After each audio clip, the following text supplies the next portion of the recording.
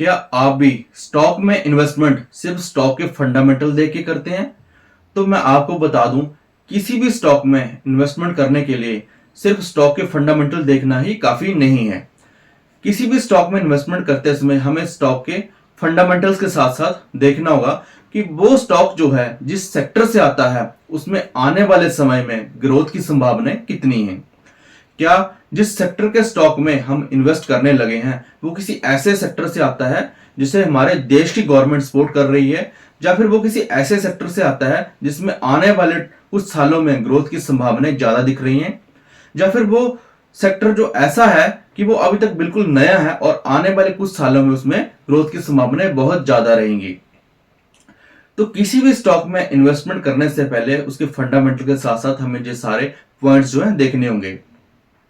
मैं आपको कुछ एग्जांपल दूं तो मान लो जैसे हमारे देश की गवर्नमेंट जो है, भारत की गवर्नमेंट जो है अभी ईवी सेक्टर को या रिन्यूएबल एनर्जी सेक्टर को प्रमोट कर रही है, या फिर इसको ऐसे भी कह सकते हैं कि सपोर्ट कर रही है।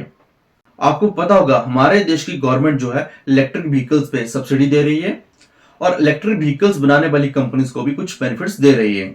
और उसके बाद जो हमारा रिन्यूएबल एनर्जी का सेक्टर है उस पे जो है गवर्नमेंट सोलर प्लांट्स लगाने पे सब्सिडी दे रही है और कंपनीज को भी कुछ बेनिफिट्स दे रही है।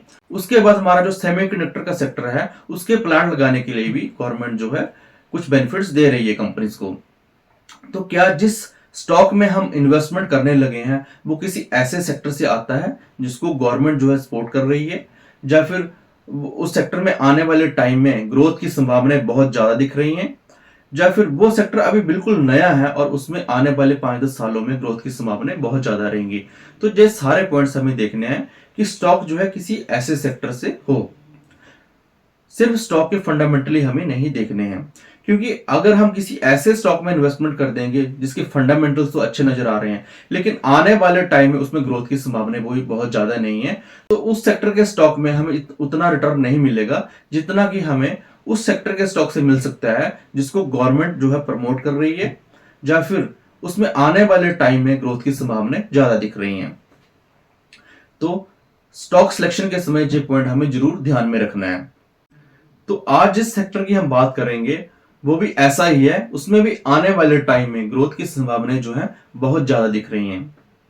आपको पता होगा हमारे देश की जो पॉपुलेशन है वो 140 करोड़ से ज्यादा है, पर अभी तक सिर्फ 4 से 5% लोग जो हैं स्टॉक मार्केट में इन्वेस्ट या ट्रेड कर रहे हैं। पर अभी की जो युवा पीढ़ी है वो इसमें इंटरेस्ट ले रही है और इसको सीख भी रही है और धीरे धीरे जो है परसेंटेज जो है बढ़ रही है। तो आने वाले कुछ सालों में इसमें ग्रोथ की संभावनाएं बहुत ज्यादा दिख रही हैं। तो इस सेक्टर से संबंधित जो स्टॉक हैं उनमें आने वाले टाइम में रिटर्न की संभावनाएं ज्यादा दिख रही हैं। तो सबसे पहले बात करते हैं हम हमारी स्टॉक एक्सचेंजेस जहां से सारी हमारी स्टॉक मार्केट जो है चलती है, एनएससी और बीएससी। एनएससी का स्टॉक तो अभी तक लिस्ट नहीं है लेकिन बीएससी का स्टॉक जो है लिस्ट है। उसके बाद जो है जो कंपनी डिपॉजिटरी सर्विसेज जो है प्रोवाइड करती हैं, सीडीएसएल और एनएसडीएल। एनएसडीएल का स्टॉक जो है अभी लिस्ट नहीं है लेकिन सीडीएसएल का स्टॉक जो है लिस्ट है। पर आगे बढ़ने से पहले मैं आपको बता दूं, इस वीडियो में मैं किसी भी कंपनी की कोई प्रमोशन नहीं कर रहा हूं। ये वीडियो जो है सिर्फ एक आपको इन्फॉर्मेशन और एजुकेशन देने के लिए बनाई जा रही है, इसमें किसी भी कंपनी की कोई प्रमोशन नहीं की जा रही है। और अगर अभी तक आपको वीडियो पसंद आई हो तो हमारे चैनल को सब्सक्राइब कर लें, फेसबुक पे फॉलो कर लें और वीडियो को लाइक शेयर कर दें, और आप हमें स्टार भेज के भी सपोर्ट कर सकते हैं। और आगे मैं आपको बताऊं कि अगर हमें स्टॉक मार्केट में इन्वेस्ट या ट्रेड करना है तो उसके लिए जरूरी होता है डीमैट अकाउंट। तो धीरे धीरे स्टॉक मार्केट में लोगों की परसेंटेज जो बढ़ रही है, तो जो भी नए लोग आएंगे उनको डीमैट अकाउंट जो है ओपन करना पड़ेगा स्टॉक मार्केट में इन्वेस्ट या ट्रेडिंग करने के लिए। तो इससे जिन कंपनीज को फायदा होगा जो डीमैट अकाउंट की सुविधा देती हैं, तो उनमें से मैं कुछ कंपनीज आपको बता देता हूं जो ऑलरेडी स्टॉक मार्केट पे लिस्ट हैं। जैसे एंजल वन होगी, या फिर मोतीलाल ओसवाल फाइनेंशियल होगी, या फिर अरिहंत कैपिटल मार्केट होगी, और भी कुछ कंपनीज हैं जो सिर्फ मैंने आपको एक इन्फॉर्मेशन देने के लिए बताया है। आप इसके बारे में अपनी और रिसर्च कर सकते हैं। और मैं आपको बता दूं, ये किसी भी तरह की कोई रिकमेंडेशन भी नहीं है। ये वीडियो जो है सिर्फ एक आपको इन्फॉर्मेशन और एजुकेशन देने के लिए बनाई जा रही है, इसमें किसी भी तरह की कोई रिकमेंडेशन नहीं है।